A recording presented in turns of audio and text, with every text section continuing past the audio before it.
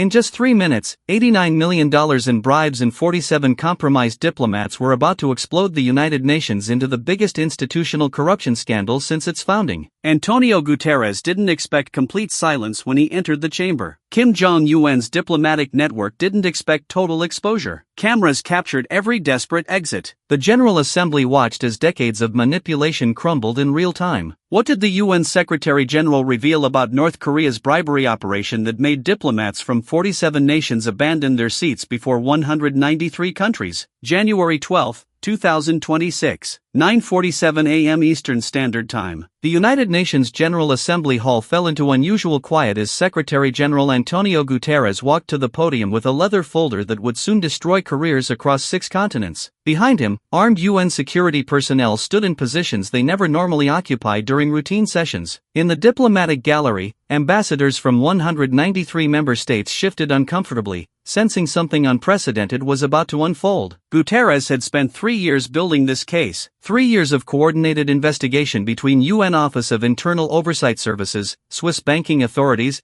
and intelligence services from 11 countries. What began as a routine audit of North Korean diplomatic activities had metastasized into evidence of the most systematic corruption scheme in UN history. The man who had spent decades promoting multilateral cooperation was about to prove that Jong UN's regime had been buying votes, silencing critics, and manipulating international institutions through calculated bribery. The Portuguese diplomat adjusted his reading glasses with hands that trembled almost imperceptibly. At 77 years old, Guterres had witnessed countless political storms, but never had he held evidence this damning, this comprehensive, this impossible to deny. Inside the folder were bank records tracing $89 million in illicit payments, recorded conversations of North Korean operatives negotiating bribes, and testimony from whistleblowers who could no longer stay silent. The chamber's acoustics amplified every sound as Guterres opened the folder with deliberate ceremony. "Distinguished delegates," he began, his voice carrying the weight of moral authority earned through 5 decades of public service. "I come before you today with evidence of systematic corruption that strikes at the heart of this institution's integrity." In the North Korean delegation box, Ambassador Kim Song sat frozen. The career diplomat's decades of experience in defending Pyongyang's interests had not prepared him for what intelligence reports had warned was coming. Beside him,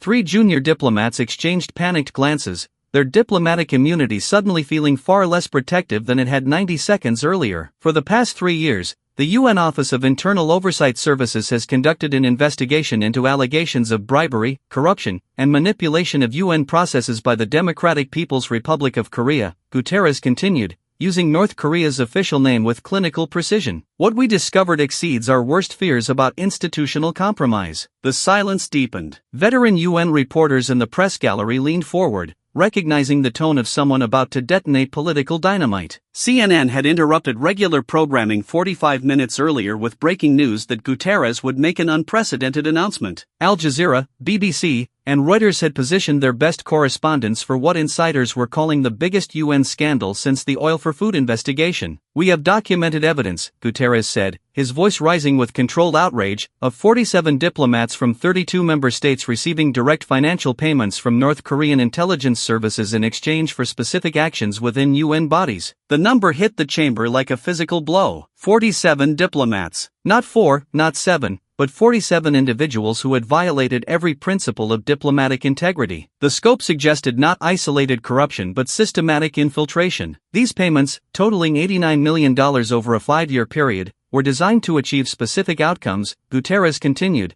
now reading from documented evidence. "Blocking resolutions on North Korean human rights violations, opposing sanctions enforcement, silencing testimony from defectors, and most disturbingly, securing positions on UN Human Rights Council committees for individuals sympathetic to Pyongyang's narrative." In the gallery, the Chinese ambassador's face remained diplomatically neutral, but his hands gripped the desk with visible tension. The Russian delegate began furiously typing on an encrypted phone. The American ambassador, Linda Thomas Greenfield's successor, sat with arms crossed, her expression mixing vindication with horror at the scale of corruption. Guterres turned to the next page of evidence, and his voice took on prosecutorial precision. On March 15, 2021, North Korean operatives transferred $1.2 million to a Swiss bank account controlled by a diplomatic official from an African nation. 36 hours later, that diplomat introduced procedural motions that successfully delayed a vote on North Korean human rights investigations. The specificity was devastating. This wasn't vague accusation or political innuendo. This was documentary evidence connecting specific payments to specific diplomatic actions. On July 9,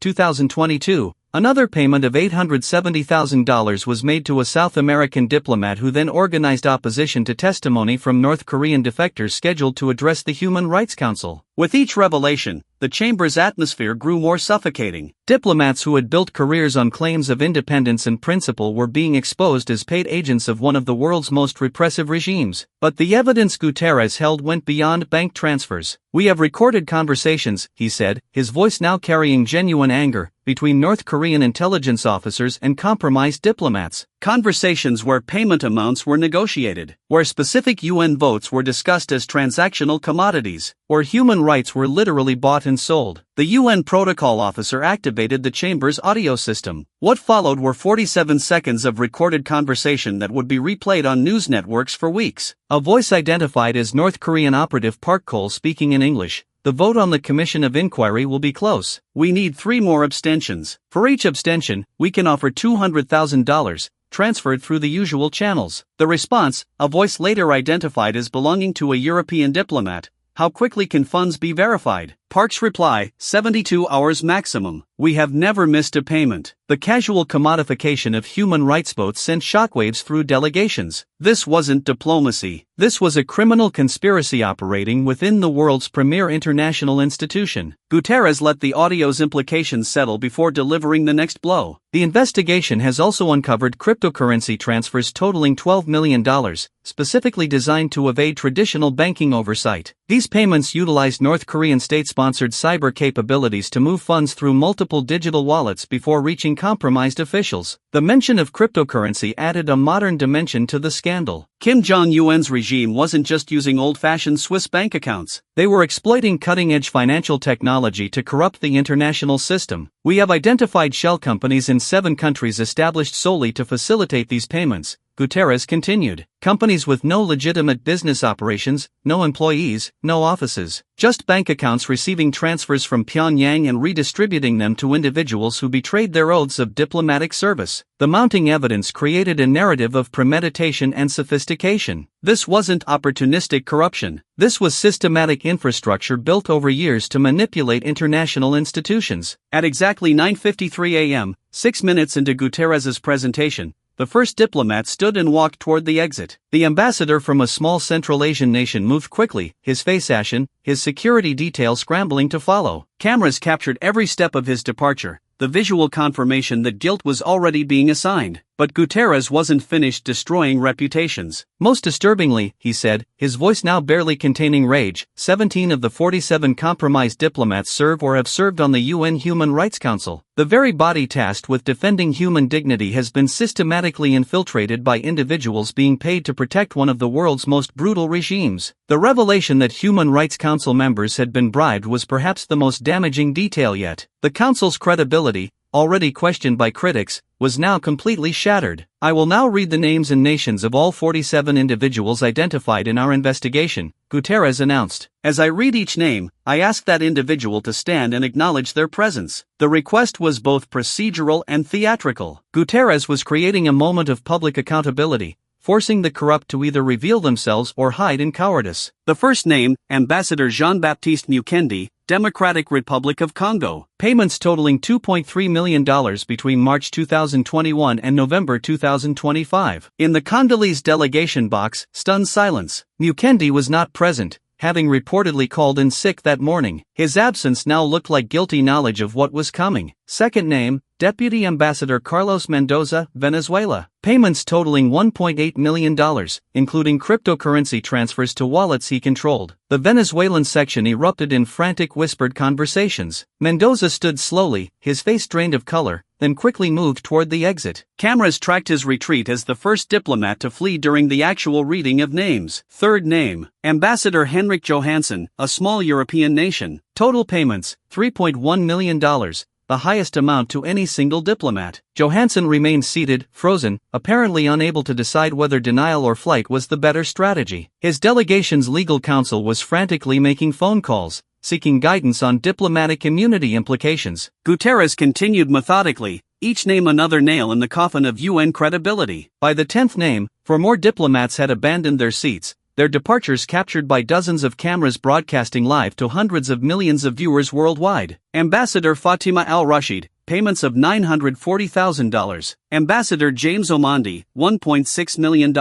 Deputy Permanent Representative Maria Santos, $700,000 through shell company accounts in Panama. The cascade of names created building horror. This wasn't a few bad actors. This was systematic compromise across multiple regions, multiple UN bodies, multiple levels of diplomatic hierarchy. By the 20th name, 12 diplomats had fled the chamber. Security personnel stationed at exits had instructions not to physically detain anyone, but to document all departures. The UN Office of Legal Affairs had determined that while diplomatic immunity complicated criminal prosecution, public exposure and professional destruction were still powerful consequences. Ambassador Park Min-jun, Republic of Korea, $1.4 million, Guterres read. This payment is particularly notable because Ambassador Park served on committees specifically addressing North Korean human rights while simultaneously receiving payments from Pyongyang. The South Korean delegation looked stricken. One of their own had been compromised, and the national humiliation would reverberate for years. At name 27, Guterres paused to let the scope sink in. These 47 individuals represent 32 member states across 6 continents. This is not regional corruption. This is global systematic manipulation funded by a regime that spent $89 million buying influence while its own citizens faced starvation. The moral comparison was devastating. Kim Jong had prioritized international manipulation over feeding his people, and the UN had been too compromised to stop him. The remaining 20 names were read over 8 more minutes of excruciating exposure. By the time Guterres read the 47th and final name, 19 diplomats had physically fled the chamber, and at least 12 others sat in their delegation boxes looking like they wished the floor would open beneath them. These individuals, Guterres concluded, have been notified that their diplomatic accreditation to the United Nations is immediately suspended pending full investigation by their home governments. The UN Office of Legal Affairs is coordinating with national authorities regarding potential criminal charges where diplomatic immunity can be waived. The immediate suspension of credentials meant these diplomats could no longer function in their roles. Their careers were over, their reputations destroyed,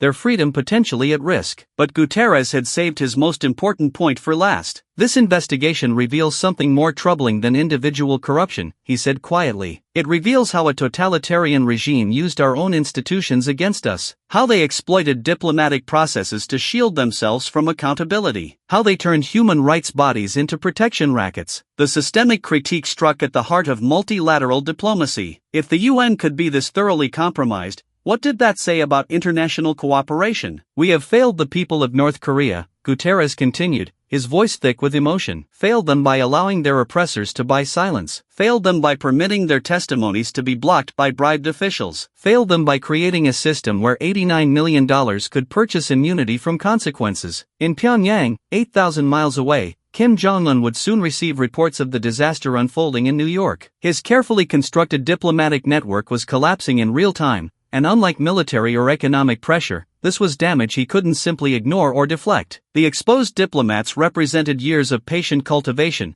and their exposure would make future recruitment nearly impossible. The aftermath exploded across social media within minutes. UN bribery scandal trended globally, reaching 270 million impressions in the first 3 hours. Video clips of diplomats fleeing the chamber became viral content, shared and reshared as visual proof of guilt. News networks scrambled to identify the named diplomats, broadcasting photos and biographical details. Al Jazeera revealed that 3 of the compromised diplomats had previously won humanitarian awards. CNN reported that 5 had taught international law at prestigious universities while simultaneously taking bribes. The hypocrisy was staggering. Within 6 hours, 4 governments had announced criminal investigations. Switzerland froze 83 bank accounts connected to the scandal. Interpol issued red notices for 12 of the diplomats who had fled their host countries. The cascade of accountability was unprecedented. But perhaps the most significant response came from the UN Human Rights Council itself. In an emergency session convened 48 hours after Guterres' revelation,